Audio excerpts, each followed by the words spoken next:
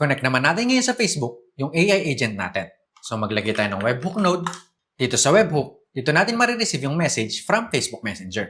So click natin yung settings. Enable natin yung allow multiple HTTP methods. Balik tayo sa parameters. Tapos dito sa baba, select natin yung using respond to webhook node. Tapos close natin yan. Yung chat trigger, hindi na natin kailangan yan. So i-delete na natin. Tapos lagay natin dito yung webhook. Dito sa get, maglagay tayo ng if condition. Tapos ilagay natin to. Tapos yung value niyan, subscribe. So ito yung data na isasend sa atin ni Facebook. So yung value na hinahanap natin dyan is subscribe. Tapos mag-add tayo ng condition. Ilagay natin yan. Then lagay lang natin siguro dito is n8n_demo test. So itong verified token na to, magagamit natin to mamaya pag setup natin sa Facebook. So i-close natin yan. So dito sa true, maglagay tayo ng respond to webhook. Tapos dito, select natin yung text. Then, lagay natin to sa response body. So ito, yung i-reply natin kay Facebook para ma-verify na na-receive natin yung message galing sa kanya. So i-close natin yan. Dito sa post, maglagay din tayo ng if node. Tapos ilagay natin yan. Tapos select natin dito, string does not exist. So dito, chinecheck natin kung yung na-receive nating message from Facebook is may laman o wala. Kung wala, hindi tayo magpo-proceed. So i-close natin yan. Dito sa false, maglagay tayo ng set field. Tapos ilagay natin itong mga to. So kukunin natin yung chat input, yung sender ID, and then yung page ID. So i-close natin yan. So ngayon, mag-setup naman tayo sa Facebook. So search lang natin sa Google, FBdev. Tapos punta tayo sa Meta for Developers. Then dito, kung hindi ka pa naka-sign in sa Facebook, kailangan mo munang mag-sign in. Tapos click natin yung may apps. Then create app. Dito, lagay lang natin yung app name, n8n_demo. Tapos next. Then click natin yung business messaging. Then click natin to. Then next. Dito, select natin yung I don't want to connect. Then next. Next. Then sa baba, click natin yung go to dashboard. Lagay lang natin yung password natin. Then submit. After nyan, dito sa dashboard, click natin yung customize. Then dito, click natin yung Messenger API settings. Dito sa baba, i-configure na natin yung webhooks. So, balik tayo sa n8n. Then, open natin itong webhook node natin. Tapos, copy natin to. Or click natin to para makopy. Balik tayo sa Facebook. Then, paste natin dito. Then, dito sa verified token, yan yung nilagay natin kanina sa n8n. So, ito yon. Click natin tong if. Tapos, yung nilagay natin dito, i-copy natin. Tapos, paste natin dito sa Facebook. Tapos, balik tayo sa n8n. Close natin yan. Then, execute natin yung workflow natin. Or itong webhook natin. Execute natin. Then, dito sa baba, waiting for trigger event. After nyan, balik tayo sa Facebook. Then, verify natin and save. So, sa n8n, dapat nag-run yung node natin. So, balik tayo sa Facebook. Then, click ulit natin yung Messenger API settings. Scroll natin. Okay na yung configure webhooks natin. Dito sa next step, click natin yung connect. Dito, kailangan nakalogin ka sa Facebook.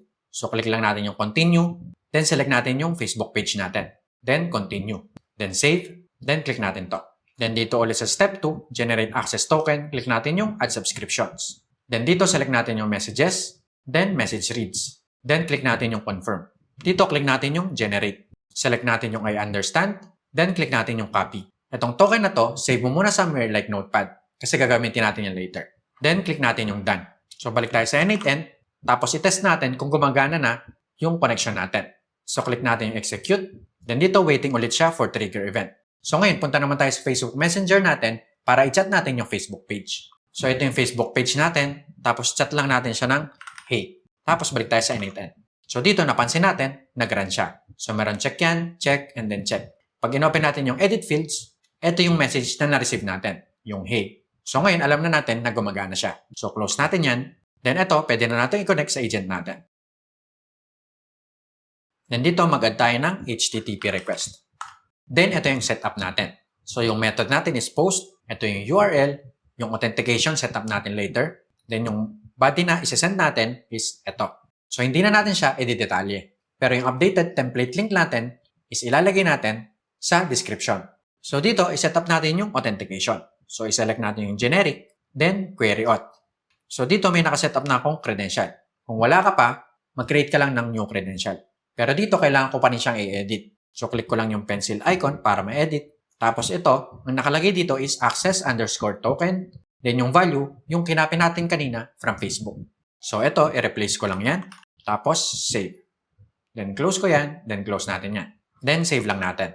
So, dito sa webhook, dito tayo nakaka-receive ng message from Facebook. And then, itong HTTP request natin, dyan tayo nagsasend ng message pabalik sa Facebook Messenger. So ngayon, itry natin kung gumagana nga siya. Click natin yung execute workflow. Tapos balik tayo sa Facebook Messenger. So chat lang tayo. Hi. Balik tayo sa end-to-end. So dito, meron tayong error. So i-check natin. Open natin yan.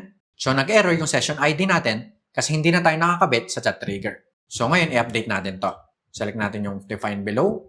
Tapos yung key natin, punta tayo sa mapping. Then yung unique ID natin ngayon is yung sender ID. So lagyan natin yan dyan. Then close natin. So ngayon, try ulit natin. Execute. Balik tayo sa messenger. Chat natin, hello. Balik tayo sa end-to-end. Then dito, meron tayong error. Open natin yan. Then dito, may error tayo kasi nga, nawala na yung chat trigger natin. So i-update natin yan. Define below. Tapos yung user message natin is eto. Lagyan natin yan dyan. Then close natin. So hopefully, wala ng error. So try ulit natin. Execute. Then balik tayo sa Facebook Messenger. Then hi tayo. Then balik tayo sa end-to-end. So mukhang successful yung run natin. So tingnan natin sa Messenger. So ngayon, nakaka-reply na yung AI agent natin sa Facebook Messenger.